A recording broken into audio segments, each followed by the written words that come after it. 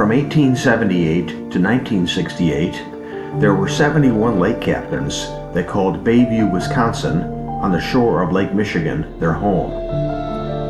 While they lived here, they captained 195 different ships, from tugboats to schooners to steamships, in voyages that took them to every one of the Great Lakes. Join us now for another episode of Bayview, Town of Lake Captains, where we explore not only these captains, but also their ships, their homes, their families, and their lifetime of sailing adventures on the Great Lakes.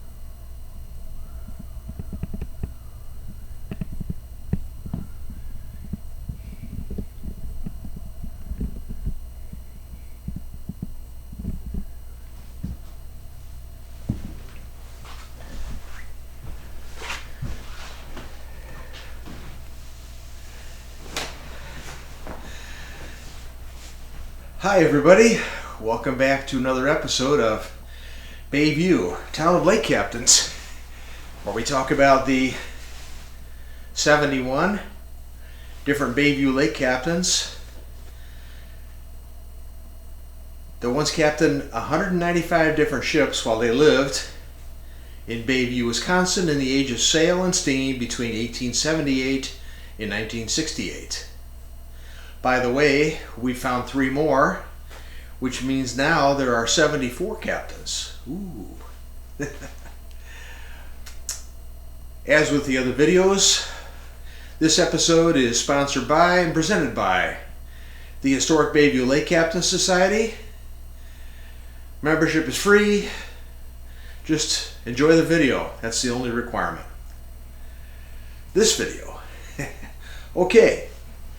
Now, today's episode is none of my doing. I had nothing to do with it. Yet here I am. So what does this mean? This means that I found at the Bayview Public Library a book titled, I think in 1982 is the publication date, and it's titled Southside in the Sun. The authors, co-authored, John Utzat, I hope I'm pronouncing that correctly. Forgive me if I'm not. And Ruth Ruege or Ruege, not sure the pronunciation. So forgive me again if that wasn't pronounced correct either. And they compiled all this information about early Bayview. It's there, you can read it right now. And one of the things that I spotted in it was a report, an article that they wrote about in 1900, September 1900, when the KK River caught fire. Now, this is all their research, all their work. I'm not capitalizing on it at all. The reason I'm mentioning it here is that in that article it mentions a ship that passed through the KK River when it was on fire. And they named the ship. And so I went to look for the ship, but I couldn't find it. It was named the Britannic. And being the fastidious researcher that I am, I typed in the search box at various places I looked for the ship based on the spelling that they provided in the article, and also in a news article that I found. It was the same, Brittanic. So I typed it in there in the search boxes, several different sites, no luck, no photographs. It's not unusual not to be able to find ship photos, so I abandoned it. And then, gosh, a couple years later, I was watching a YouTube episode somewhere. And then the title line, it had the name Britannic. Only the spelling in that title line, instead of having two T's, it had two N's and one T. So I took that spelling and I typed that into the search boxes, and boom, up pops a beautiful image of the ship. I found it on the site that I go to the most often. Great site for anything maritime. Everything's digitized. It's wonderful. The Alpena County George N. Fletcher Public Library in Alpena, Michigan. I grew up in Michigan. And it's part of the Thunder Bay Research Collection. And so I found the photograph and I'm presenting it to you today. And to my knowledge, it's never been published and associated with that article before, so I thought I'd share it with you. Now, you wonder, how does a river catch on fire? And the answer is the pollution. Having grown up in Michigan, I'm a transplant. I didn't grow up in Bayview. Michigan, which, by the way, if you think about it, is surrounded by four Great Lakes. You got Superior, not surrounded by, but bordering. Superior, Michigan, Huron, and Erie. 4 of the 5 are all touch Michigan. And back when I was growing up, in the 60s, pollution was rampant, and I specifically remember hearing about Lake Erie around Cleveland catching on fire. Pollution was horrible back then. So that's 68. This particular story is 1900, so that's like 70 years, and they still hadn't solved the pollution problem. So I thought it might be kind of interesting to revisit that here, since I found the ship and want to post it and talk about it a little bit. So there's more details to come here. Not a lot. It's one of the shortest ones. But if you want to read more, you can go to Mr. Utzat's and Ms. Ruege's book at the Bayview Library, South Side in the Sun, and there's more information there about it.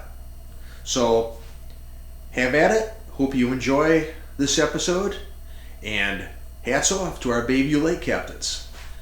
Bye-bye, and I will see you in the next episode.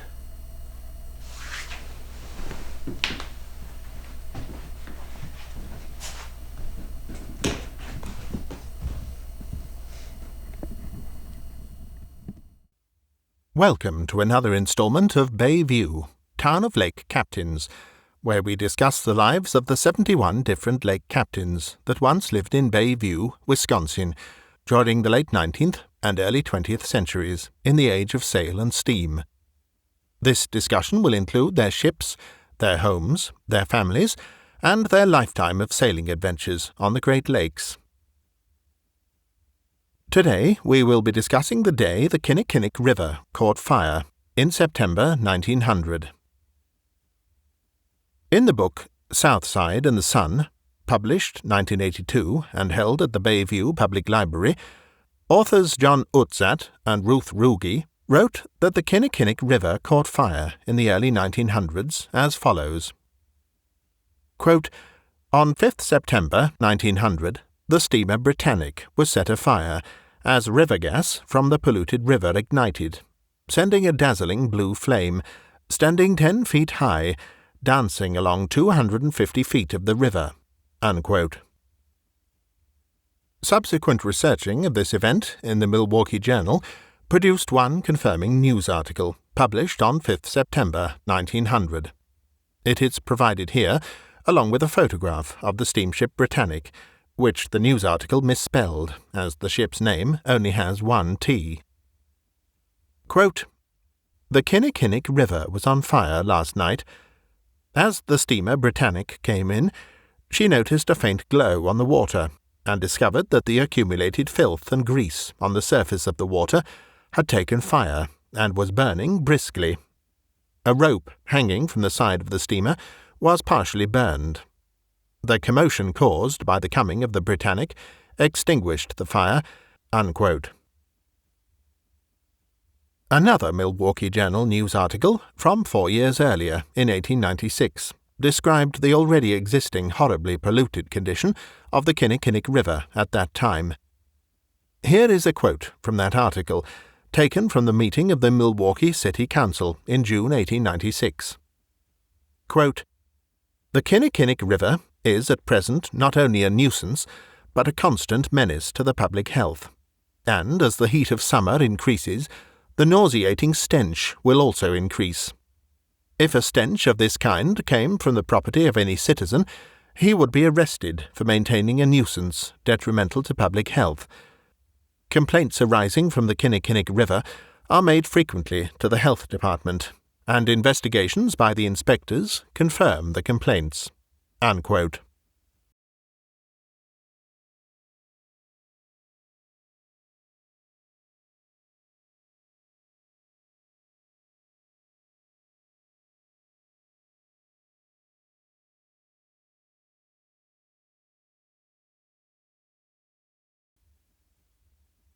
Thanks for watching. This photograph isn't about Bayview or its lake captains, but it's from the same era of Great Lakes maritime history. We thought we'd close with it for enjoyment, as it captures the spirit of the era.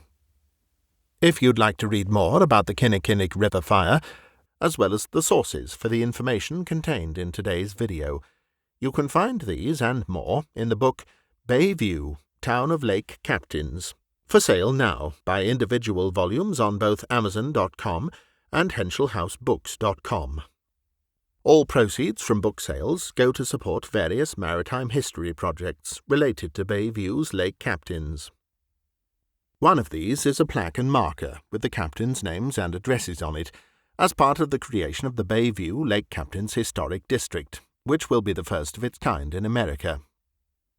If you would like to contribute to support these projects, to include this and other markers honouring Bayview's lake captains, with 100% of all donations and contributions in all forms going to support them, please consider contributing to us through the listings found on our website under the Contribute button.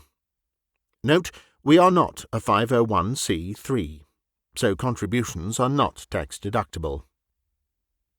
If, for some reason, we are unable to secure these markers, then all funds donated to this site will be given as a cash donation to the museum ship SS City of Milwaukee in Manistee, Michigan.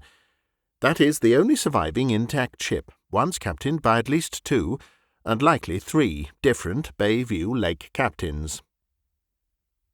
Finally, we also have free self-guided walking tours of Bayview's 71 lake captains' homes, using only your phone. It's simple and easy. Just go to the website shown here, find the item on the menu bar at the upper left named Free Self-Guided Walking Tours, and then scroll down to find the map with instructions. Zoom in by street. When you find a captain's house you're interested in, click on it and details appear on the right, along with a link to the YouTube episode from this channel that provides the biography of the captain that lived there. You can also read about his sailing adventures while living in that particular house by going to the website menu item, Sailing Adventures, and looking up his name. It's free, fun, and available any time you're out walking. Just bring along your phone.